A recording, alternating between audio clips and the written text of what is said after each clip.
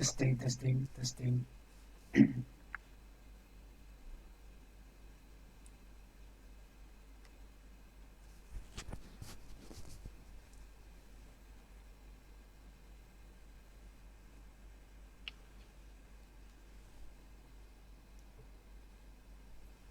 Assalamualaikum. Mohon untuk komen sama ada audio dengar ataupun tidak.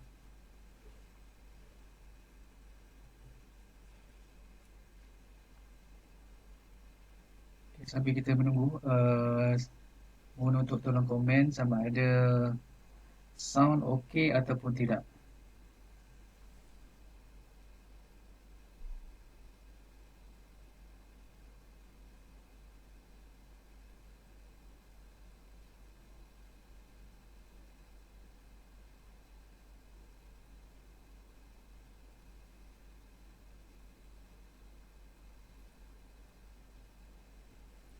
Testing, testing. Bismillah, bismillah, bismillah. Testing, testing. Okey, yang dah mula masuk, saya mohon untuk komen ya. Sama ada audio jelas ataupun tidak.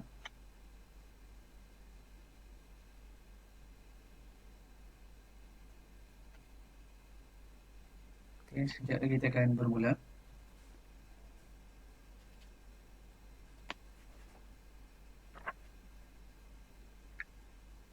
Okey, Alhamdulillah boleh dengar ya.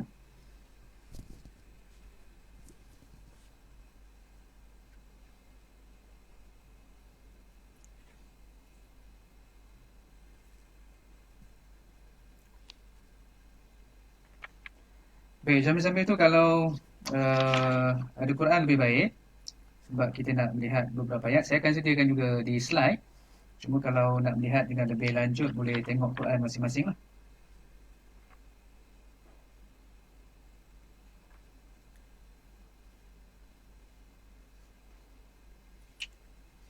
Kita tunggu dalam beberapa minit lagi kita akan bermula.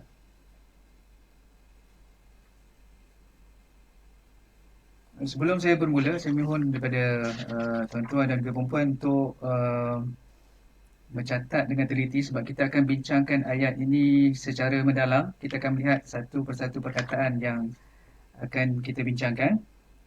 Dan saya mohon juga untuk fokus ya kepada perbincangan kita pada hari ini sebab nak memahami ayat Al-Quran ini memerlukan satu fokus yang tinggi dan ia akan menjadikan kita memahami ayat-ayat Quran dengan lebih mendalam.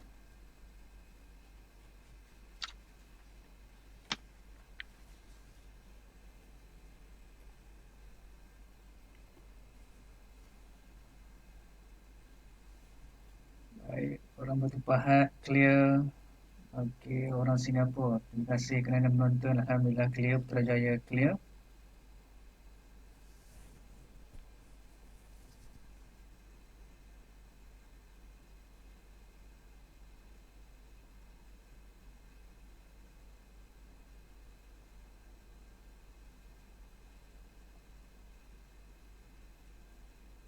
Okey, sekali lagi saya mohon kepada yang baru mengikuti FB secara live ni untuk komen di bawah ya sama ada audio jelas ataupun tidak.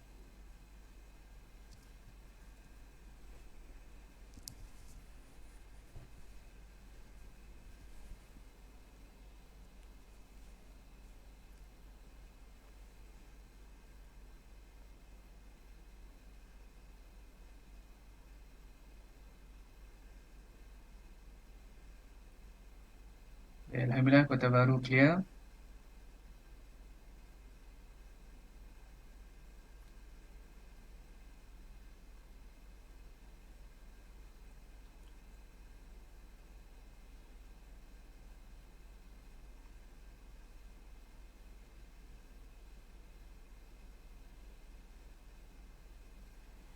Baik, ayo kita bermula.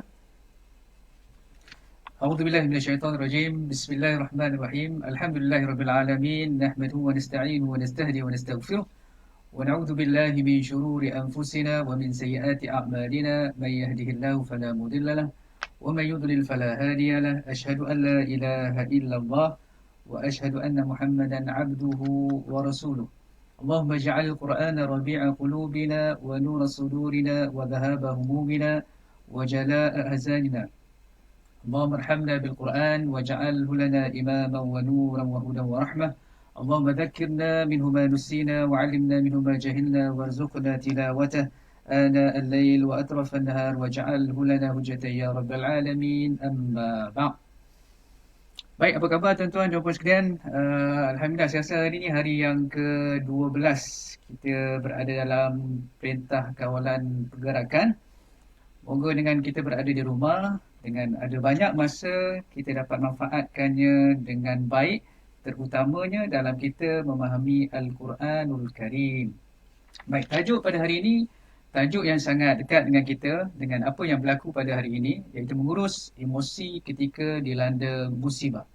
Sebelum saya masuk dengan lebih lanjut, bagaimana kita nak meneladani kisah Nabi Musa alaihi salam, saya nak memberikan komen terlebih dahulu tentang beberapa isu yang berlaku sejak kita menghadapi serangan virus COVID-19 ini. Antaranya isu yang disebutkan tentang takut Tuhan ataupun takut kuman. Semalam saya tengok berita, ada lagi yang masih pergi ke masjid menunaikan solat Jumaat dan ada juga yang pergi ke masjid untuk menunaikan solat secara berjemaah. Tuan-tuan dan puan sekalian, satu benda yang saya nak jelaskan di sini, ya betul Allah Ta'ala sentiasa melindungi kita. Keyakinan kita kepada Allah Ta'ala akan berikan satu kekuatan kepada kita untuk beriman, untuk yakin bahawa Allah Ta'ala sentiasa melindungi kita. Ini seperti mana yang disebutkan dalam surah Ali Imran ayat 160. Yansurkumullahu fala ghaliba lakum. Jika Allah menolongmu untuk mencapai kemenangan, tidak ada sesiapa yang akan dapat mengalahkan kamu. Benar. Keyakinan yang sangat tinggi kepada Allah Ta'ala, insya-Allah Allah Ta'ala akan berikan pertolongan kepada kita. Namun kita kena ingat, Allah Ta'ala juga ajar kita tentang common sense. Ini perkara yang perlu kita jelas dalam kehidupan kita, tentang common sense. Kita lihat bagaimana Nabi SAW ketika berhijrah daripada Mekah ke Madinah, Nabi SAW tidak keluar rumahnya daripada pintu hadapan. Sebaliknya menggunakan pintu belakang. Pertama. Yang keduanya, Rasulullah SAW tidak menggunakan jalan biasa yang dilalui.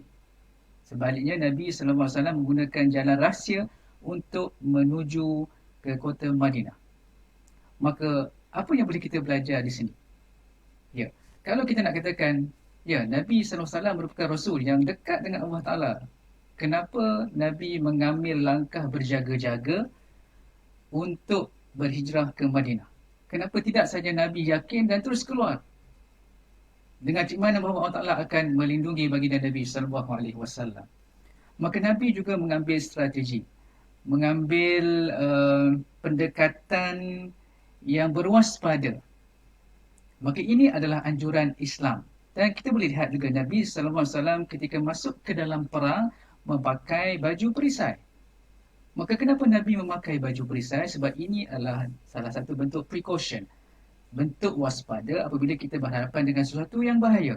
Maka konsep tawakal perlu difahami dengan jelas. Sebab itulah ayat yang selalu kita baca di dalam surah Al-Fatihah.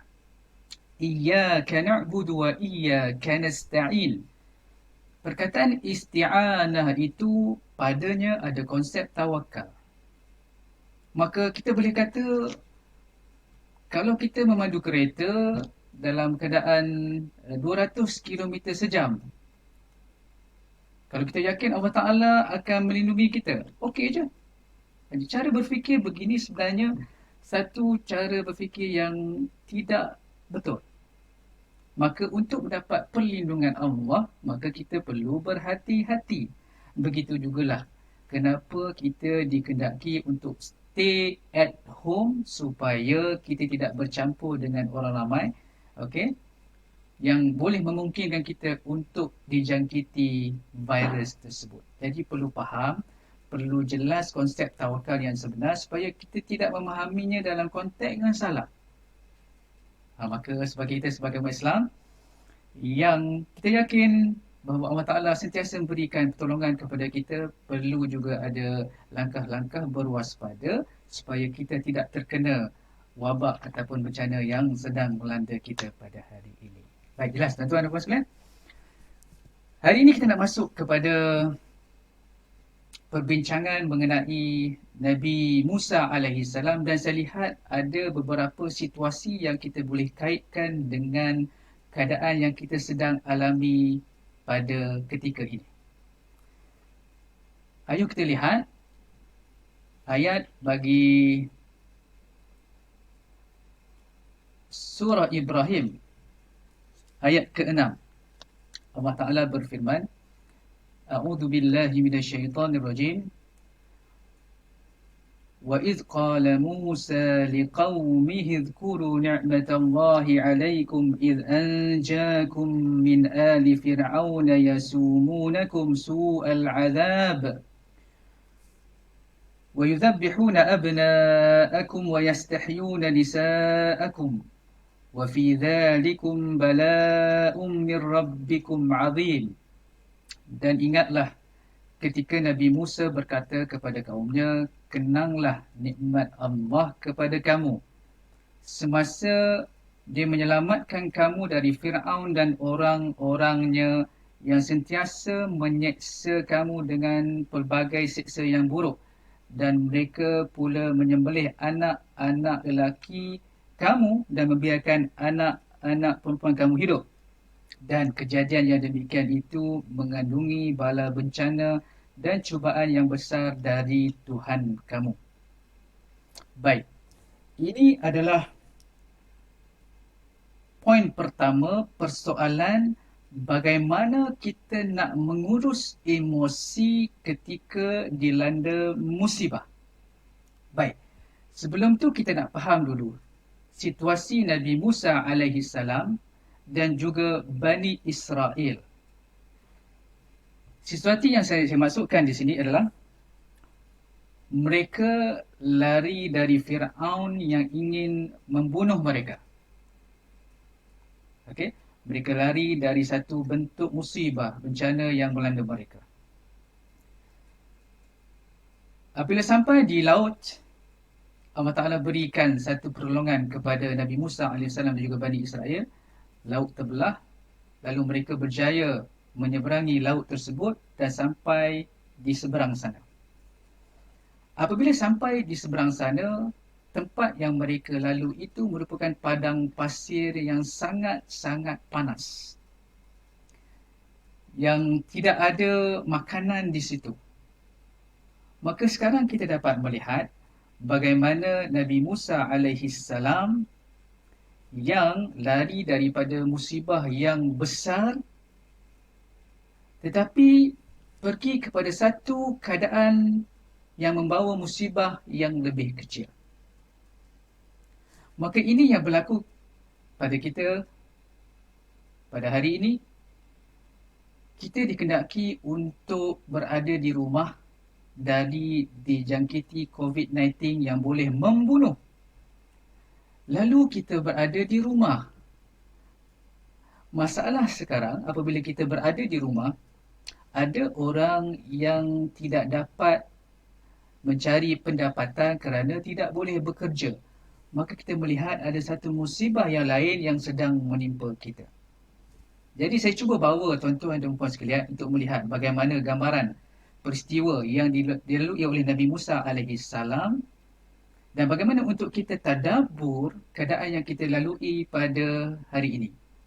Iaitu daripada musibah yang besar pergi kepada satu musibah tetapi musibah yang lebih kecil. Maka Nabi Musa AS, apa yang bagi dia lakukan untuk mengurus emosi kaumnya iaitu Bani Israel pada ketika itu? Yang pertamanya apabila baginda menyebut wa idh qala Musa liqaumihi uzkuru ni'matallahi alaikum. Kenanglah nikmat Allah kepada kamu. Ini poin pertama apabila kita nak mengurus keadaan kita yang berada dalam keadaan mungkin tertekan. baru lepas lari dari satu musibah yang besar, pergi ke satu tempat yang ada musibah yang lain, bagaimana emosi pada ketika itu. Dan ini yang berlaku pada hari ini. Ada orang yang terpaksa duduk di rumah tetapi tidak mendapat pendapatan, maka emosi begitu terganggu. Maka Nabi Musa alaihissalam membawa kita yang pertamanya untuk mengurus emosi adalah dengan kita tenangkan keadaan diri kita. Maka dengan menyebut uzkuru ni'matallah, ini salah satu bentuk ayat supaya kita tenang, berada dalam fasa tenang, tidak kelam kabut, tidak panik. Ini yang berlaku pada hari ini. Apabila berlaku musibah, kita panik, kelam kabut, maka kita membuat keputusan yang salah kadang-kadang. Maka Nabi Musa alaihissalam mengajar kita, first, kena tenang. Maka bagaimana untuk tenang? Dengan kita mengingati sekembali nikmat-nikmat yang telah kita perolehi sebelum ini. Sebab sekarang keadaannya sangat getir, sangat menyukarkan, lalu kita terlalu fokus kepada masalah kita. Maka ayat ini berbicara kepada kita, membawa kita untuk melihat, untuk berhadapan dengan musibah itu perlu menenangkan diri kita terlebih dahulu. Tenangkan diri terlebih dahulu. Bagaimana untuk tenang? Seperti yang sebut tadi, dengan kita memikirkan nikmat-nikmat yang banyak yang Allah Ta'ala kurniakan kepada kita. Sebab itulah, kalau kita melihat juga surah Al-Kawthar, Inna a'tainakal kawthar fasalli li rabbika wanhar. Asbab nuzul bagi ayat ini adalah bercerita tentang keadaan Nabi SAW yang kehilangan anaknya dan dalam keadaan dibantai, diganyang oleh kaum musyrikin pada ketika itu. Maka Nabi SAW berada dalam keadaan yang getir.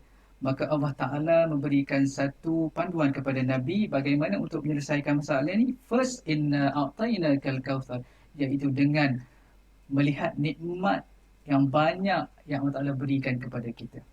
Maka nikmat tersebut menyebabkan kita rasa tenang dan kita tidak terlalu fokus kepada masalah yang sedang kita hadapi. Maka first step yang perlu kita lakukan adalah kita perlu tenang. Okey?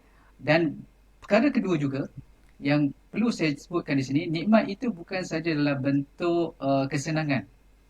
Okey? Terselamat dari musibah yang besar juga merupakan salah satu bentuk nikmat. Sebab itulah di dalam surah Ibrahim ayat ke-6 ini, Nabi Musa AS berkata kepada kaumnya, Uzkuru ni'matallah. Apakah nikmat tersebut? Nikmat mereka diselamatkan daripada dibunuh oleh Fir'aun dan juga tentera-tenteranya. Okey? Jadi nikmat bukan saja datang dalam bentuk kesenangan, terselamat daripada musibah yang besar juga adalah salah satu bentuk nikmat yang Allah Ta'ala kurniakan kepada kita. Baik. Kemudian, kita tengok ayat yang seterusnya. Apabila Allah Ta'ala berfirman, وَإِذْ تَأَذَّنَ رَبُّكُمْ لَإِنْ شَكَرْتُمْ لَأَزِيدَنَّكُمْ وَلَإِنْ كَفَرْتُمْ Inna azabi lasyadid. Dan ingatlah ketika Tuhan kamu memberitahu, demi sesungguhnya jika kamu bersyukur, nescaya aku akan tambahi nikmatku kepadamu. Dan demi sesungguhnya jika kamu kufur ingkar, sesungguhnya azabku amatlah keras. Baik. Poin yang kedua, bagaimana untuk mengurus emosi ketika dilanda musibah adalah kita perlu fokus. Kita perlu fokus. Baik, macam mana kita nak faham ayat ini dan melihat perkaitan di antara fokus dan juga pernyataan ini? Baik, kita tengok ayat ini. وَإِذْ تَأَذَّنَ رَبُّكُمْ لَإِنْ شَكَرْتُمْ لَأَزِيدَنَّكُمْ.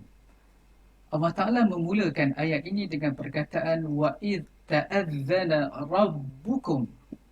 Boleh saja ayat ini bermula dengan لَإِنْ شَكَرْتُمْ لَأَزِيدَنَّكُمْ.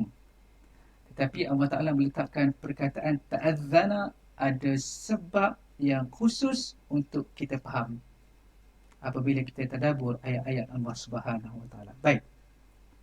Sekarang cuba lihat pada perkataan ta'adzana. Perkataan ta'adzana ini uh, ada juga kaitan dengan perkataan yang lain, iaitu azan. Apa maksud azan? Azan ni kita nak mengumumkan sesuatu, nak declare sesuatu, nak mengajak orang kepada sesuatu. Itu kita namakan sebagai azan. Maka begitu juga apabila disebutkan sebagai ta'adzan, ia mempunyai 3 unsur ini, iaitu unsur pengumuman, unsur declaration. Declare apa? Dia sebut Allahu Akbar, Allahu Akbar. Allah itu maha besar, Allah itu maha besar. Satu deklarasi daripada orang yang melakukan azan tersebut menyatakan bahawa Allah itu maha besar, Allah itu maha besar. Dan kemudian ia merupakan satu bentuk perkataan yang mengajak orang untuk melakukan sesuatu. Maka maksud ta'adzana dengan betul-betul adalah dengan kita memasang telinga, pasang telinga, okey, dan mengenepikan segala yang bermain di fikiran kita. Okay, saya ulang sekali lagi. Maksud ta'adzana adalah dengan kita memasang telinga dan mengenepikan segala yang bermain di fikiran kita. Baik, kita pergi ke situasi Nabi Musa AS dan juga Bani Israel pada ketika itu.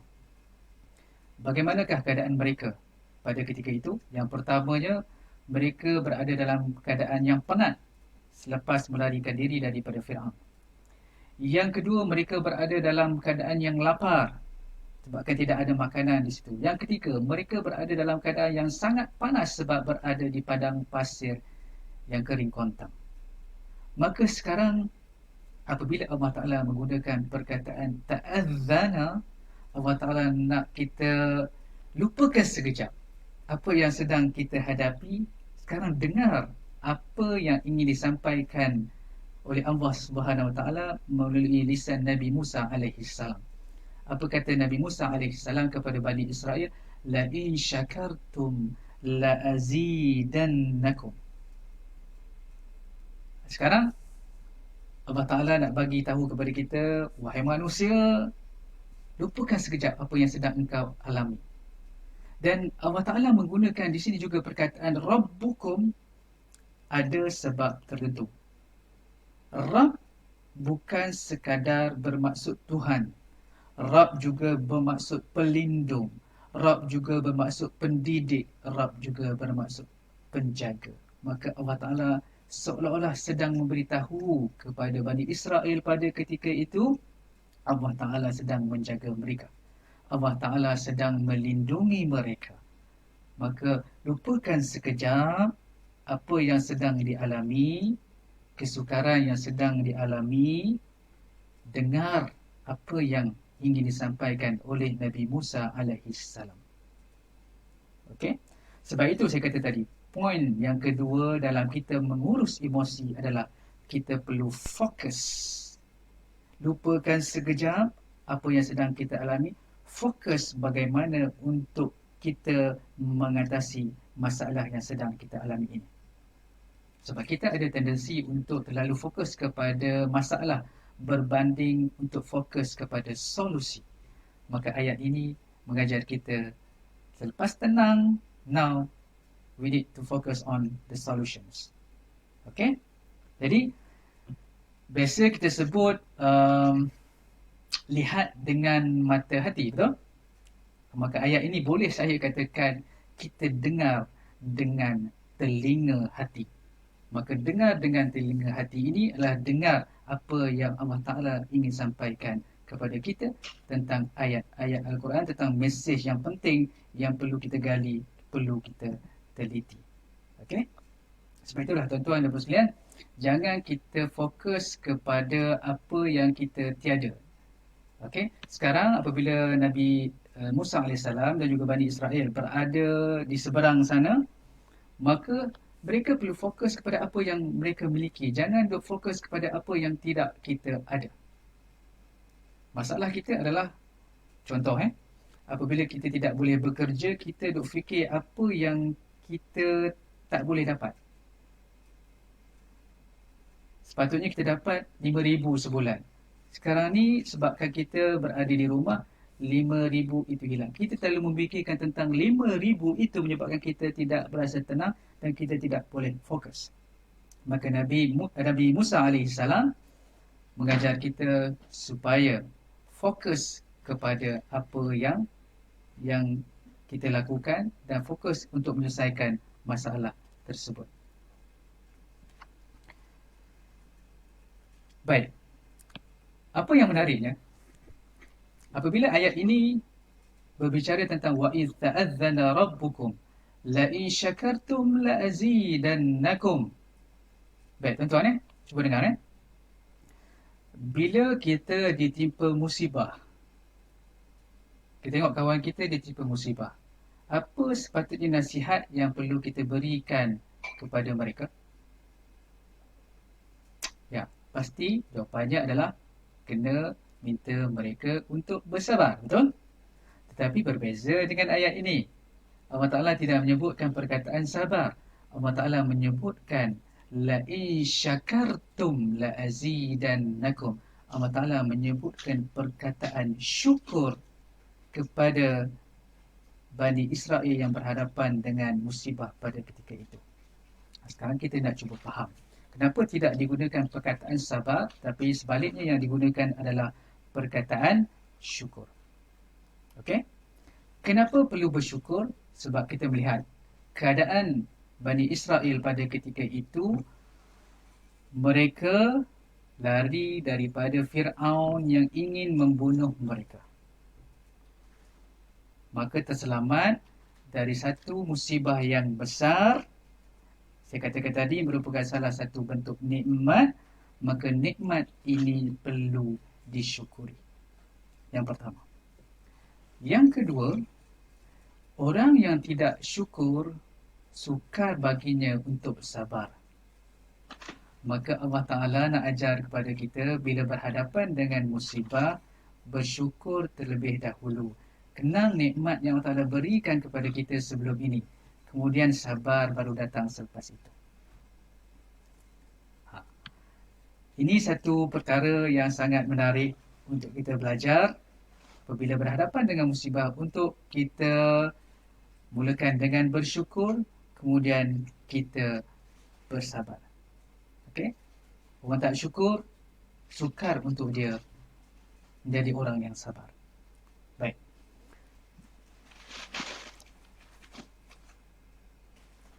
Bagaimana untuk bersyukur?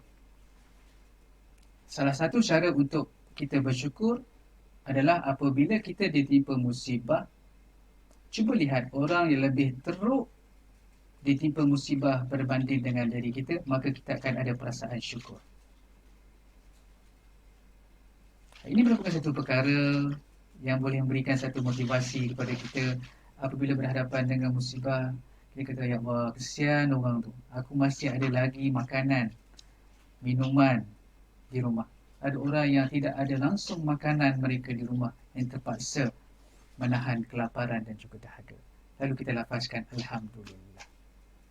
Yang keduanya adalah dengan kita salat. Salah satu cara untuk kita bersyukur adalah melalui salat. Okey? Kenapa melalui salat? Sebab di dalam salat kita baca surah Al-Fatihah. Dan di dalam surah Al-Fatihah kita mulakan dengan apa? Alhamdulillahi Rabbil Alamin. Kita mulakan dengan puji dan syukur kepada Allah Subhanahu Wa Taala. Maka poin yang kedua untuk kita bersyukur, selain daripada melihat musibah orang yang dihadapi oleh orang lain yang lebih besar, adalah dengan kita melakukan solat. Sebab itu tuan-tuan, apabila solat kita lemah, syukur kita akan menjadi lemah, sabar kita juga menjadi lemah. Oleh yang demikian, kalau kita ada masalah dari sabar, cuba tengok bagaimana syukur kita. Kalau kita ada masalah untuk bersyukur, cuba lihat balik solat kita bagaimana. Okey? Jadi kalau tak sabar, tak syukur, cek semula solat kita. Saya nak bawa tuan-tuan dan juga perempuan apabila kita berhadapan dengan sabar ini, dengan ujian ini, ayat yang Allah Ta'ala berikan kepada kita, iaitu melalui surah Al-Baqarah ayat 156. A'udzu billahi minasyaitonir rajim. Alladzina idza asabathum musibatun qalu inna lillahi wa inna ilaihi raji'un. Iaitu orang-orang yang apabila mereka ditimpa oleh sesuatu kesusahan, mereka berkata, sesungguhnya kami adalah kepujaan Allah dan kepada Allah jugalah kami kembali. Jadi, selain pada syukur, kita perlu bersabar. Dan persoalan yang ditimbulkan tadi, bagaimana untuk kita sabar adalah melalui ayat yang Allah Ta'ala ajarkan kepada kita. Qalu inna lillahi wa inna ilaihi raji'un. Kita kena sedar bahawa kita tidak punya apa-apa. Kenapa? Kerana kita milik Allah Subhanahu wa Ta'ala. Saya bagi contoh. Katakan kita beli kereta baru, kita naik kereta tu, tiba-tiba rosak tengah jalan. Kita pun bermarah. Kereta tu, apalah kereta ni? Baru beli dah rosak. Apalah syarikat ni? Kereta yang baru beli dah rosak. Kita marah sebab apa? Kita merasakan kereta itu adalah milik kita. Tapi apabila kita memahami ayat ini, kita ini milik Allah, maka kita sedar sebenarnya kita tidak memiliki apa-apa pun di atas muka bumi ini. Sebab itu, orang yang sekarang hartanya banyak, apabila dia meninggal, adakah harta itu akan dibawa ke dalam kubur? Tidak. Maka kena faham, ubah paradigma kita melihat setiap apa yang kita miliki itu bukanlah hak milik kita. Sebaliknya, kita ini milik Tuhan. Kita tiada apa-apa. Oleh demikian, bila kita hilang sesuatu, terutama dalam keadaan sekarang, pendapatan yang terjejah dan sebagainya, kita ingat, kita sebenarnya tidak memiliki apa-apa. Kita ini milik Tuhan. Maka daripada situ kita akan rasa tenang dan kita akan mula fokus untuk mencari solusi daripada masalah yang sedang kita alami. Sebab itulah, apa yang kita dapat di dunia ini sebenarnya bukan hak milik tetap kita, tetapi adalah hadiah yang Allah Ta'ala kurniakan kepada kita di atas muka bumi itu. Sebab itu, tuan-tuan dan puan sekalian,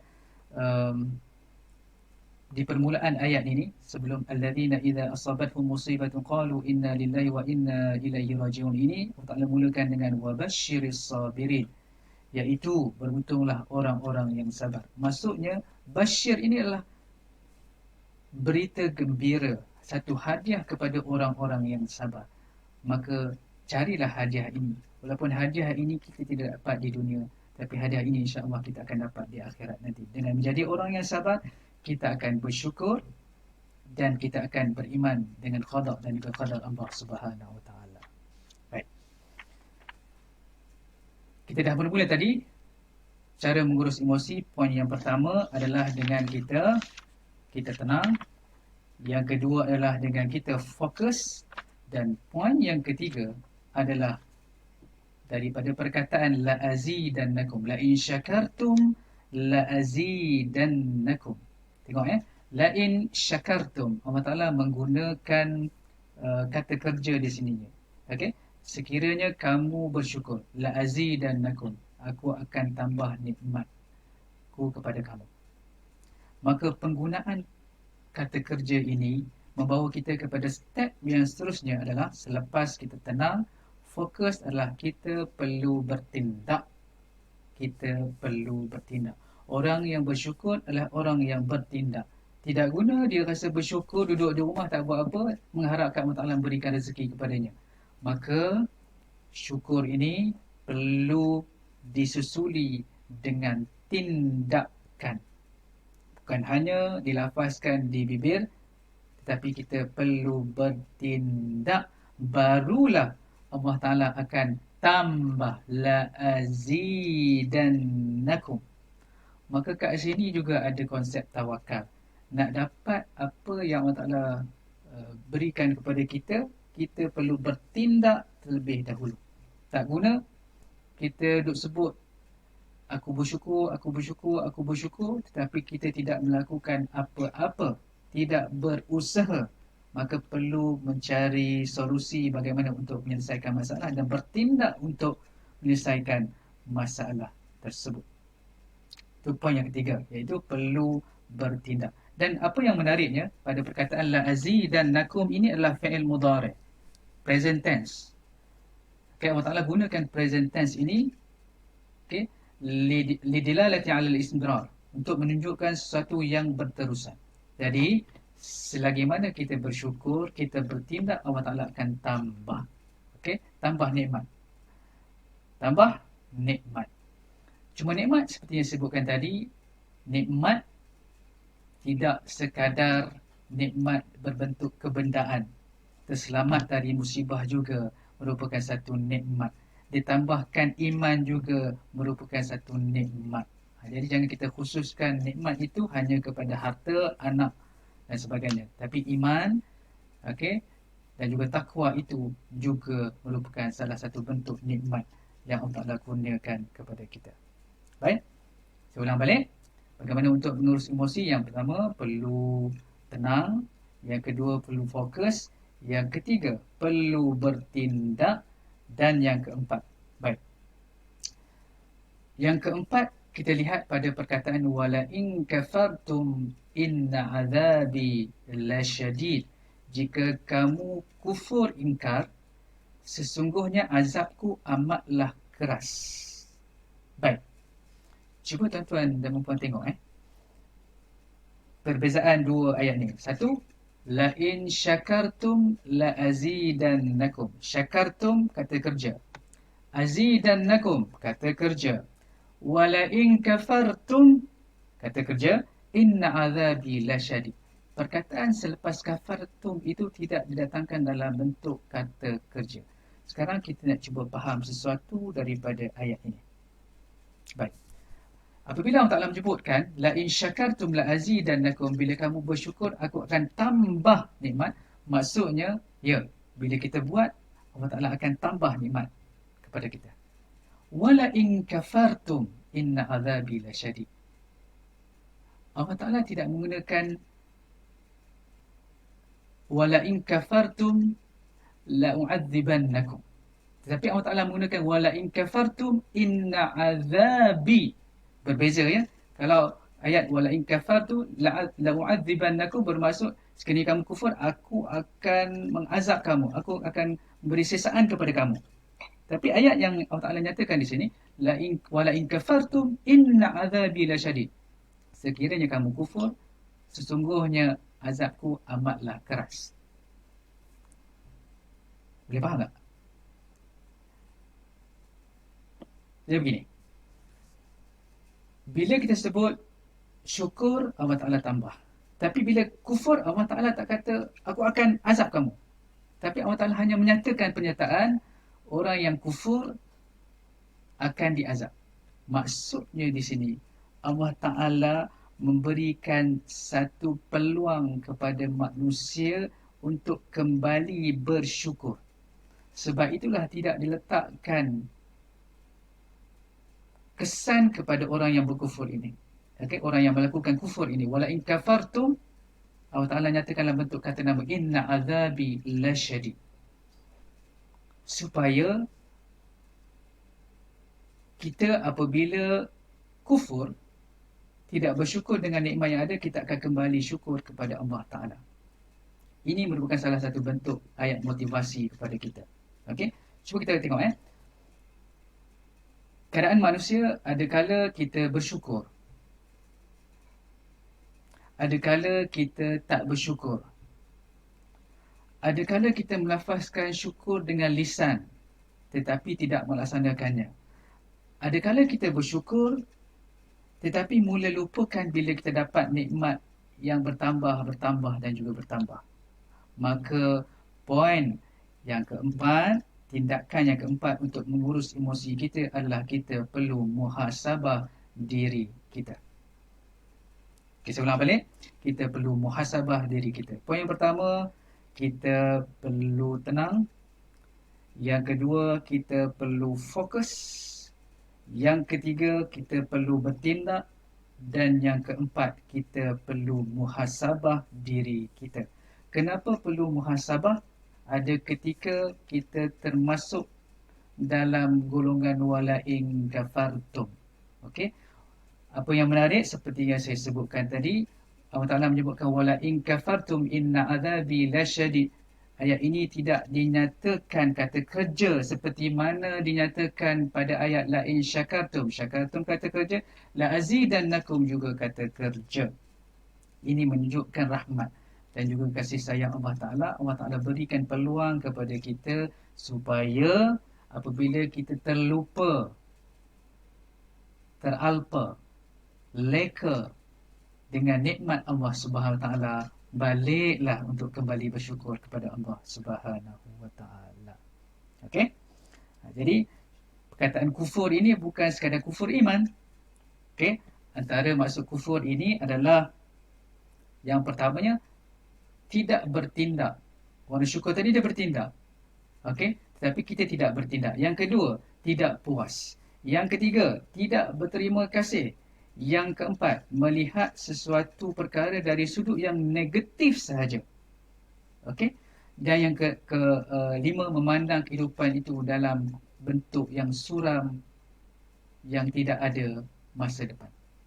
Maka Al-Quran sebenarnya memberikan kita motivasi.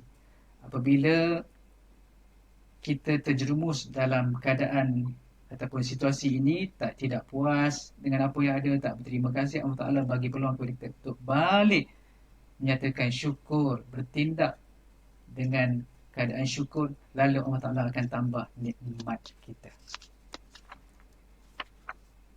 Baik tuan-tuan, jadi saya ulang balik beberapa perkara yang kita bincangkan pada hari ini. Okey.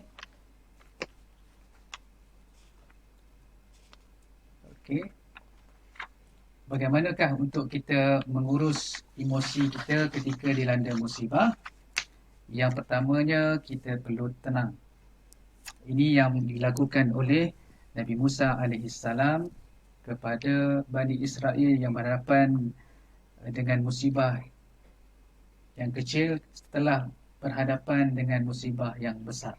Perlu tenang, dan cara untuk tenang adalah dengan kita mengingati semula nikmat yang kita terima. Yang kedua, kita perlu fokus. Jangan terlalu fokus kepada masalah. Cari ketenangan melalui rasa syukur.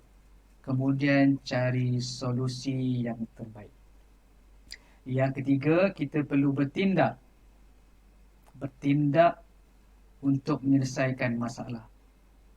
Jangan kita sekadar rasa sedih tetapi tidak melakukan apa-apa.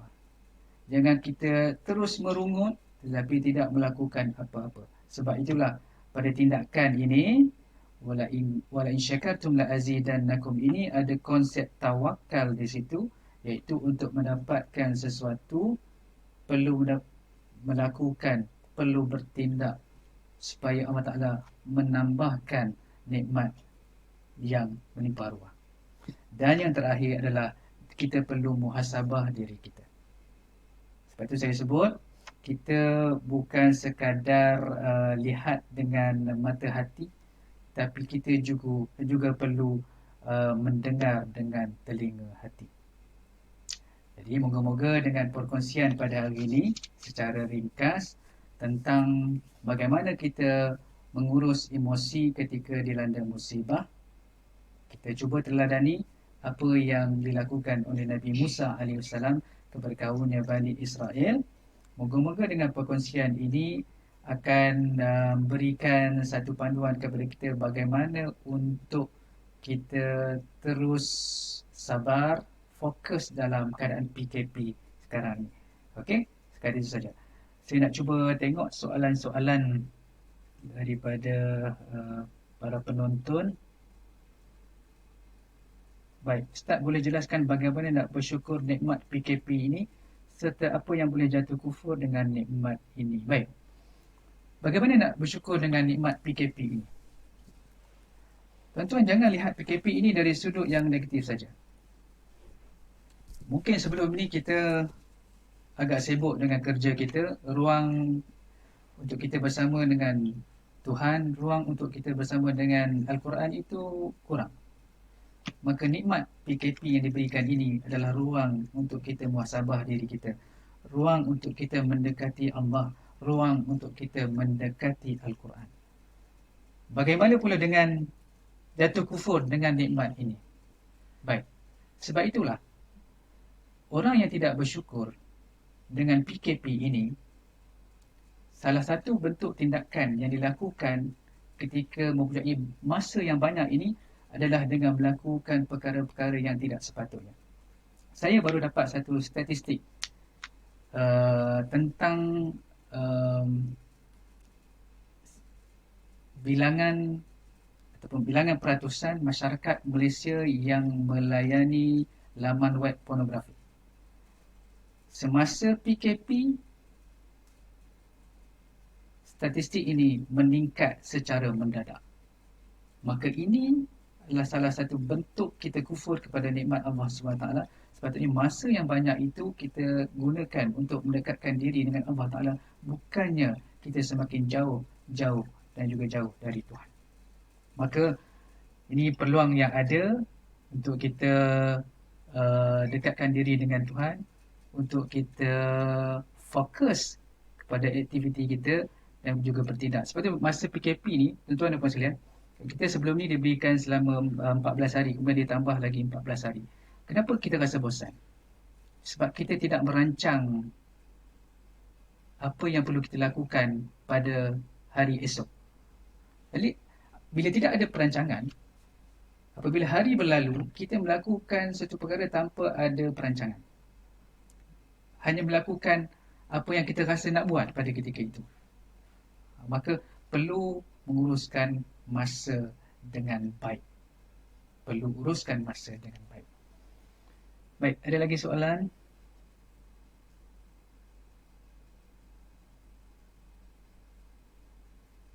Okey, terima kasih kepada semua yang tulis poin-poin berkenaan dengan perbincangan kita pada hari ini. Okey, semoga dengan perkongsian pada hari ini akan berikan kita panduan bagaimana untuk memenuhkan masa kita yang terluang ini untuk kita bersama-sama menjadi orang yang syukur dan juga sabar dan berjaya menguruskan emosi kita dengan baik.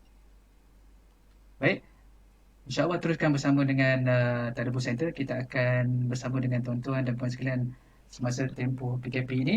Moga-moga dengan perkongsian ini akan berikan satu ketenangan kepada kita yang saban hari kita rasakan semakin menekan. Sebab itulah pengurusan emosi perlu dilakukan dengan baik. Moga-moga Allah Ta'ala berikan kita kekuatan untuk menghadapi situasi ini. Moga-moga Allah Ta'ala menyelamatkan kita daripada bahaya wabak yang sedang melanda kita ini.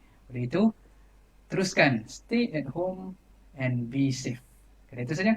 Assalamualaikum warahmatullahi wabarakatuh.